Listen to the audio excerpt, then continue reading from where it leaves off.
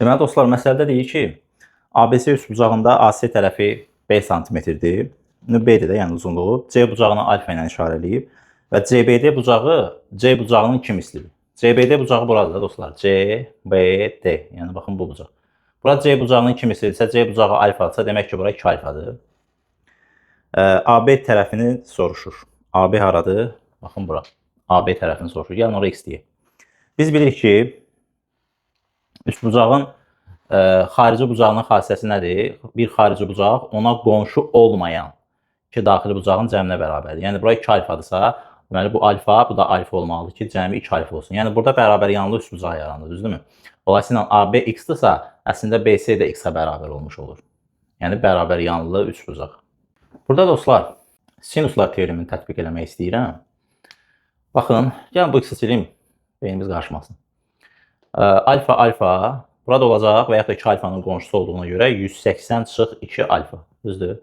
Sinuslar teoremi nə idi? A bölünsün sinus alfa bərabərdir B bölünsün sinus beta bərabərdir C bölünsün sinus gamma, o da bərabərdir 2 böyük yerə. Biz bu hissəni götürəcəyik. Sinuslar teoremi zaten 2 hissəyə tətbiq olunur da. Ya bu iki tərəfi onlar arasında qarşısındakı bucağın sinusunu tətbiq edirik, ya da xaricində çəkilmiş çevrə radius falan verilir və ya soruşur, onu tapırıq. İndi biz bu hissəni tətbiq edəcəyik. A, yəni baxın bu x tərəf. X bölünsün x-in qarşısındakı bucağın sinusu. Yəni x bölünsün sinus alfa. Buradakı a x-dir da. B, yəni elə AC tərəfi. AC tərəfi də elə B verib. Ona görə bu B olduğu kimi qalsın. Bölünsün B-nin qarşısındakı bucağın sinusu. O da deyir sinus 180 çıx 2 alfa. 180 çıx 2 alfa. İndi burada bir dənə dostlar 180 çıx 2 alfanı sadələşdirək. 180 çıx 2 alfa çevirmə düsturu da. 180-dən çıxanda a dəyişmir. Sinus 2 alfa qalır. Və 180-dən çıxanda 180-dir də bura. Çıxanda ikinci rübə düşür. İkinci rübdə sinus müsbət qiymət alır. Ona görə işarə də dəyişmir də. Yəni müsbətdirsə də müsbət olaraq da qalır.